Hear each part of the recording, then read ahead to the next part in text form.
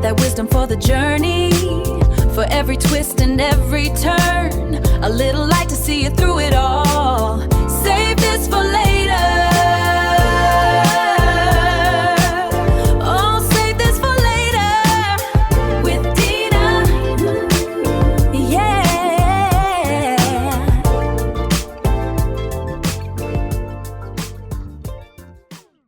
Hey y'all, welcome back and thank you so much for coming back. I really appreciate it. As we go through these weeks, it's going to get better. It's going to get better. So thanks for hanging in there with me. Welcome back to Save This for Later, the podcast where we serve up mama advice, auntie wisdom, lots and lots of real conversation, with the occasional side eye and a whole lot of, so tell me why that made sense again? Or how did we get here? This is where the magic happens. Again, I am your host, Dina. D to the E to the N-A. I am your girl, and I am happy to be here, happy that you are here.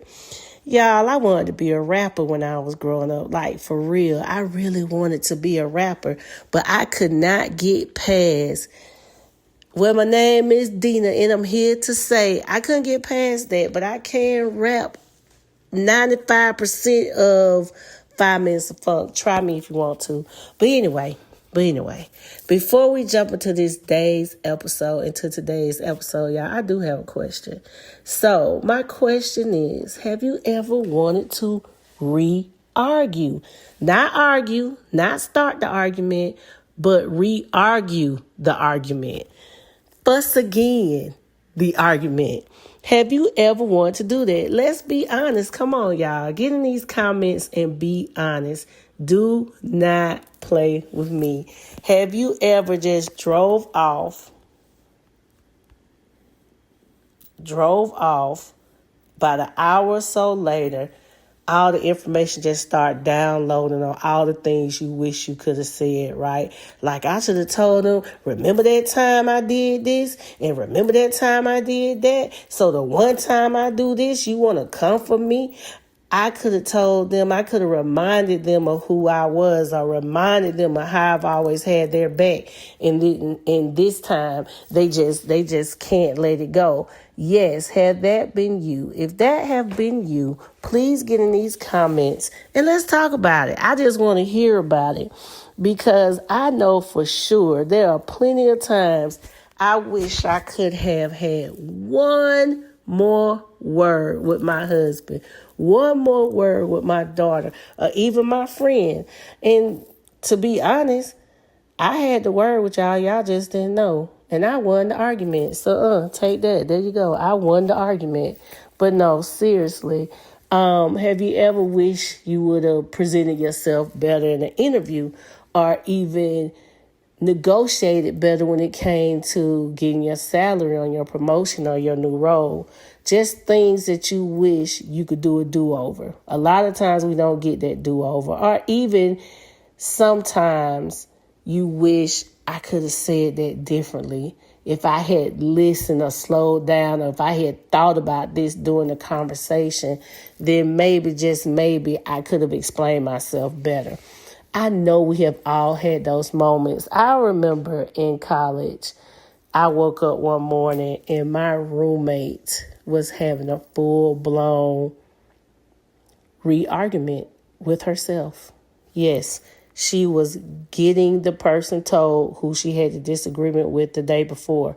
She was getting them together. She was like, and I should have said this. And then if they said that, then I would have came back and said this. And then I would have told them, don't interrupt me when I'm talking. I'm talking now. You're not talking now. And the only thing I could do at that time was laugh, y'all. I was crying laughing. Not because I was laughing at her. I was laughing because I was like, wow, these my people, y'all. She is me and I am her. I cannot believe this. This is someone, I'm not alone. I'm not the only person to do this. So I know that me and her are not the only two people that do this. So I want you all to get into the comments and just kind of let me know Have you ever had a re-argument? And if you did you win the argument? I win those arguments. Trust and believe. I do win those arguments. So I know you're like, okay, Dina, what does this have to do with the title of this episode? Because the episode is about we don't do no baby talk over here. So I'm trying to figure out, how did we get here? Okay, hear me out. I know you like, how do we get here? How do we get to this title? So the title, it's true. It's simple. I never talked to Nyla in baby talk. I just didn't. I didn't understand it. We weren't going to do it. So it was, are you ready to eat? Are you hungry? Would you like something to drink? It was never, I need some juice. I want juice and I want to eat. We just never did that. It wasn't my ministry. I ain't knocking it, but that is not what we did. From the moment that I found out I was pregnant in May of 2005, I was like, hey man, hey little girl, listen, I need you to get here because we got things to do, people to see. We got stuff to do. So I need you to get here. And it was important that she got here because, a little backstory.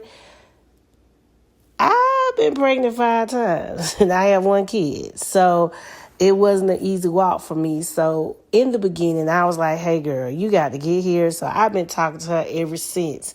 We had big conversations. We had to talk all the time. And I was trusting God, but in that same voice, and I understood my assignment, right?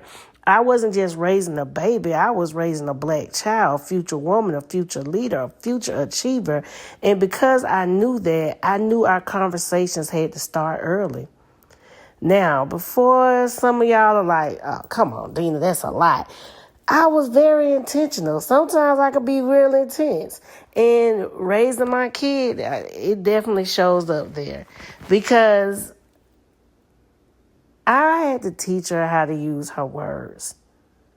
Because in using your words, that's how your confidence shows up. That's when your self-esteem shows up. That's when you're able to set boundaries. Being able to use, whether it's 1 word, 10 words, it's how you communicate. And it's how you get people to hear you. It's how you get to say, no, I don't like that. No, that's not okay. I don't deserve that. And as a girl mom, I needed Nala to understand that early. Because we all know the truth. It's been said a million times. Ain't nobody coming to save you. No one is coming to save us.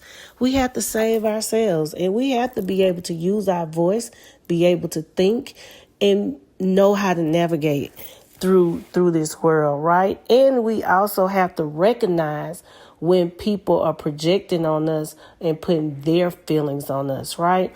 We all know. Oh, you so aggressive. Oh, why you so loud? Why you so angry? We get all of those things and they're unacceptable. So I wanted Nala to start practicing using her voice very early, because 1, she's black. 2, she's a girl. Both are beautiful, both are powerful, but both come with a lot of responsibility. I wanted her to know who she was before the world tried to tell her who she wasn't. Being able to use your words will help you identify when things are off, when things don't feel right. And it's just, and I guess I'm so passionate about it. Or am I being too loud or too aggressive? Maybe intense, whatever.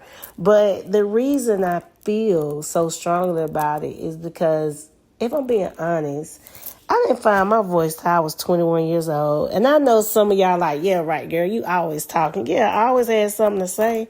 I always had an opinion, but we all know opinions and using your voice are 2 totally different things. I let a lot of stuff slide, my guy. I let a lot of stuff slide. Trust me, a lot. I took the high road plenty of times, sometimes way too much.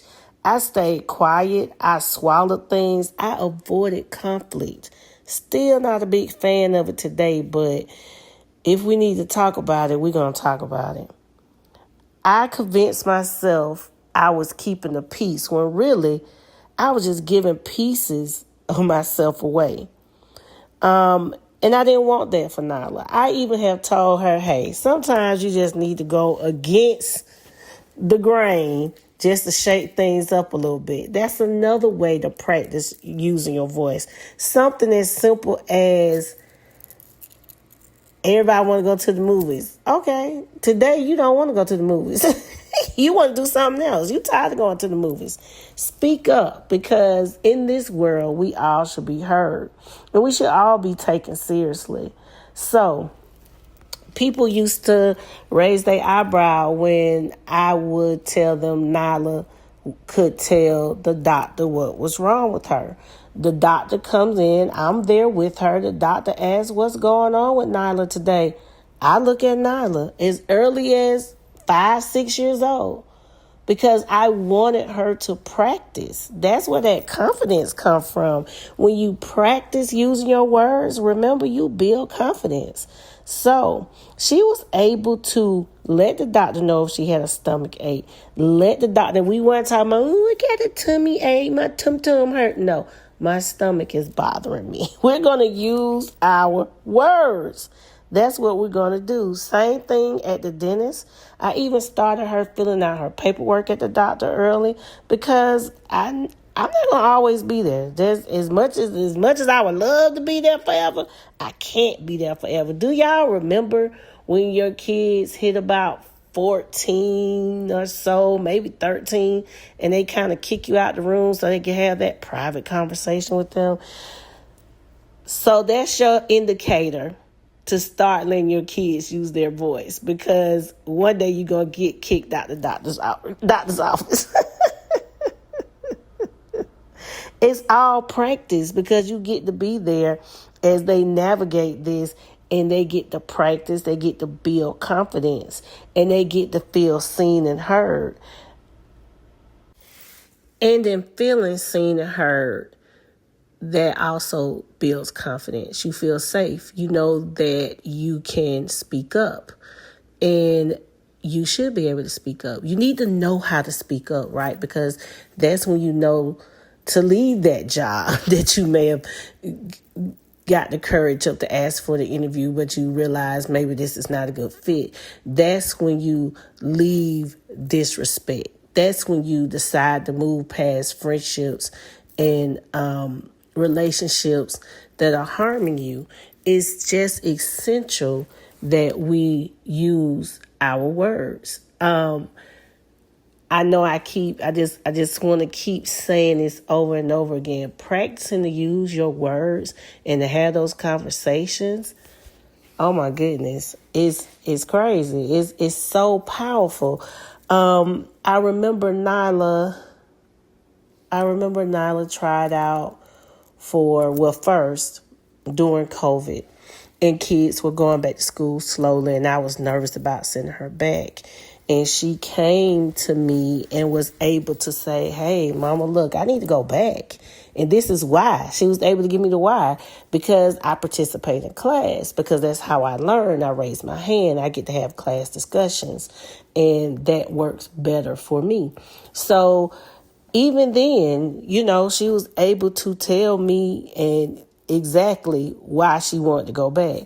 And I was reluctant, but I had to let her go back. And then it was another part where she came back and said, well, I want to try out for cheer. And I'm like, come on now. I'm already a nervous wreck. You going back during COVID. But she wanted to cheer. So we talked about it, and she cheered, and she got on the cheer team and went to a game. And the next morning, she received an email from the coach that said, hey, y'all you were telling the existing team that you could be the captain and take the team over. And so I immediately got into mama mode. Like, okay, hold up, player. You're not coming for my kid. Let's talk about it. I was ready to help her draft the email because I want to say all the right things, right? But before I could even draft the email, Nyla had already wrote the email and sent it herself.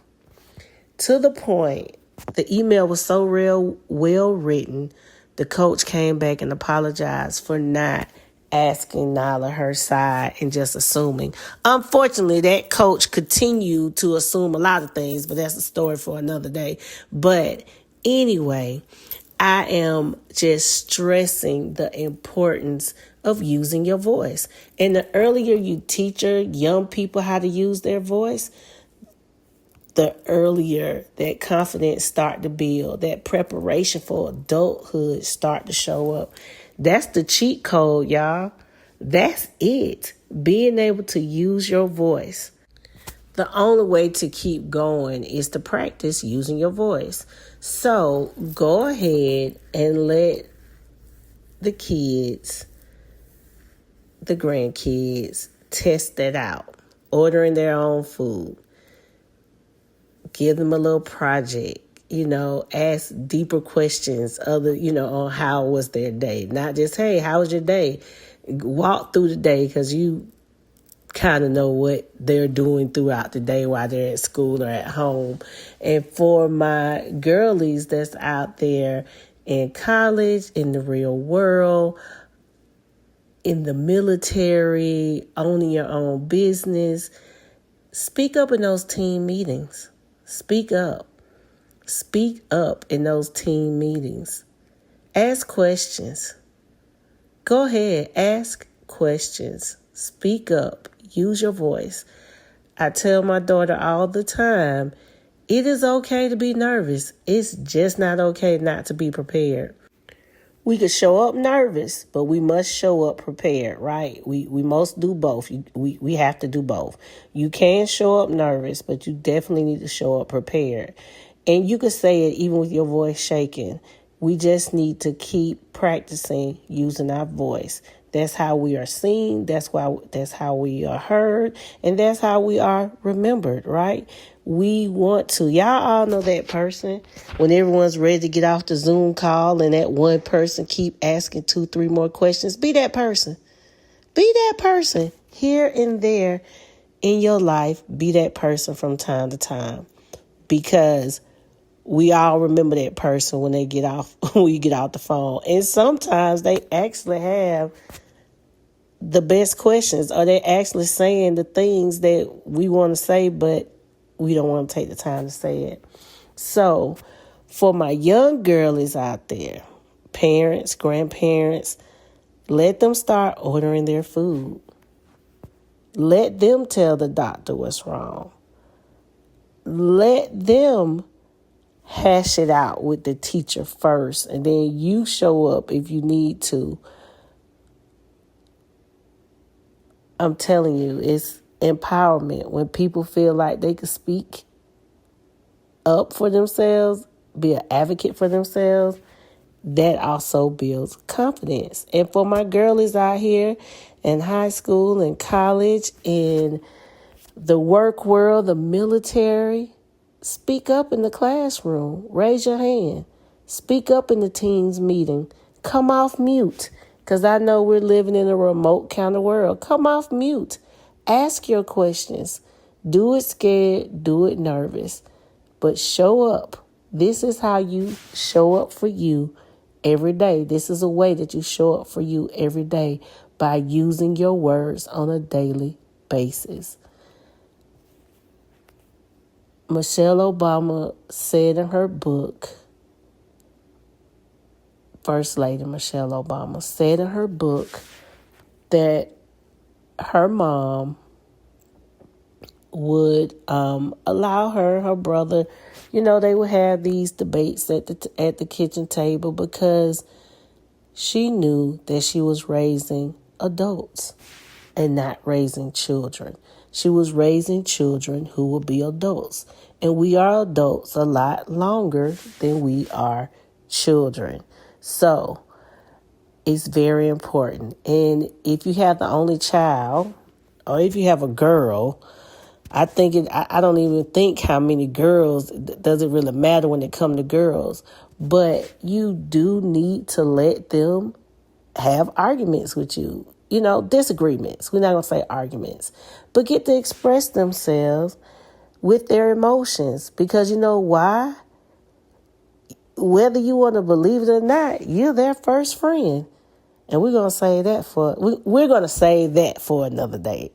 But you are their first friend, and they need to be able to have emotional discussions with you.